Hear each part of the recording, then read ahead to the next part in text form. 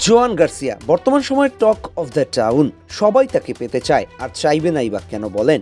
এই গার্সিয়া যে পেছনে ফেলে দিয়েছে কোর্তোয়াকেও। মাত্র সেদিন এসেছেন বার্সেলোনায়, আর এসেই রিয়ালের দানবখ্যাত গোলকিপার কোর্তোয়ার চেয়ে বেশি ক্লিন শিট এখন তার নামের পাশে। তবুও কেন যেন তাকে স্পেন ন্যাশনাল দলে বসে থাকতে হয় বেঞ্চে। বাট আমরা দেখি বল পায় ভালো কিপারগুলো আবার ভালো শর্ট স্টপার হয় না। এরকম জটিল সমীকরণের বাইরে আছে নয়ার, এলিসন, যারা নিজের নাম অন্য পর্যায়ে নিয়ে গেছে। এই তালিকায় যোগ হবার মতো আরেকটা নাম জোয়ান গার্সিয়া। তবে তাকে আসল পরীক্ষা দিতে হবে নিউক্যাসলের সাথে। যদিও এখন পর্যন্ত তার ফর্ম বলছে নিউক্যাসলকে ভালোই পরীক্ষায় ফেলবেন তিনি। লা লিগার এই মৌসুমে এখন পর্যন্ত সবচেয়ে কম ম্যাচ খেলে সর্বাধিক ক্লিন শিটের তালিকায় সবার উপরে এসে পড়েছে গার্সিয়া। 11টি ক্লিন শিট 21 ম্যাচে। অন্যদিকে থিবো কোর্তোয়া 11টি ক্লিন শিট 27 ম্যাচে। আর ইয়ান ওভালভ 10টি ক্লিন শিট পেয়েছে 26 ম্যাচে। একই সংখ্যক ক্লিন শিট থাকলেও পার্থক্যটা স্পষ্ট। গার্সিয়া মাত্র 21 ম্যাচে 11টি ক্লিন শিট করেছে, যেখানে কোর্তোয়ার লেগেছে 27 ম্যাচ আর ওভালকের লেগেছে 26 ম্যাচ।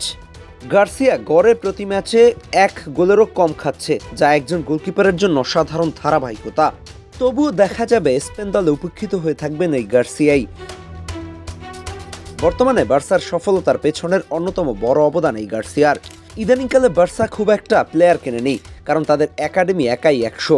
তবে যে ডিলগুলো করেছে তার মধ্যে থেকে 25 মিলিয়ন দিয়ে স্পানিয়ল থেকে এই গার্সিয়াকে কেনাটা ছিল অন্যতম ভালো সিদ্ধান্ত।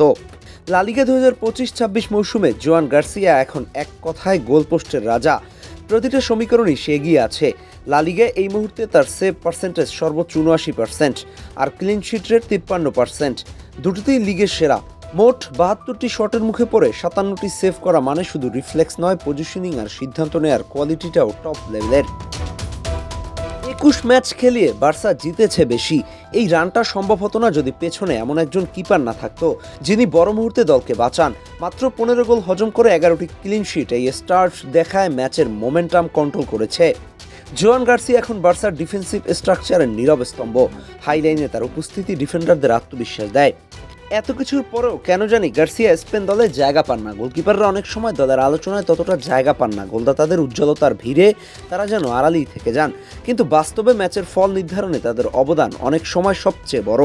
ঠিক তেমনই একজন জোয়ান গার্সিয়া। তবে বার্সার হয়ে তিনি যা করেছেন তার জন্য কৃতজ্ঞতা প্রকাশ করতে গেলে যেন শব্দই খুঁজে পাওয়া কঠিন হয়ে যায়।